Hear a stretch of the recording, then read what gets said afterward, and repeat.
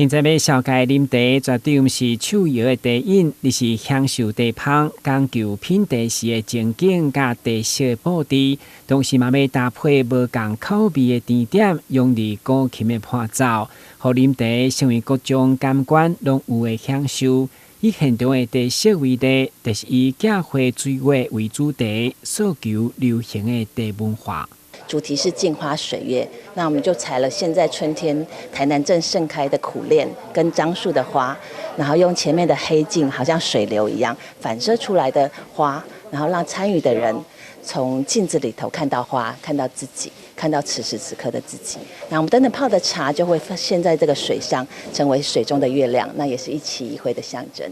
一年一度虎城春日茶会，除了品茶滋味，每一档活动拢会求新求变。今年的规划市集、茶艺创作、诗歌吟唱以及旗袍舞等等，参像嘉年华同款。我们茶联为我们台南市民朋友准备了很丰富的人文的跟有趣的品茶跟吟诗各方面的活动，我们都很希望大家在5、6日的时候来文化中心，跟我们一同与茶同乐。今年台地小界也有翰林茶馆创办人涂中和亲手培会所珍藏的高山乌龙，嘛赞助限量伫25盒的茶色当中，互报名的茶友享受。赞助那个涂师傅的那个珍藏版，就是2018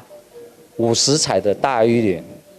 它是精品茶，不是一般的那个商品茶，所以它那个量非常少。它这次有赞助半斤。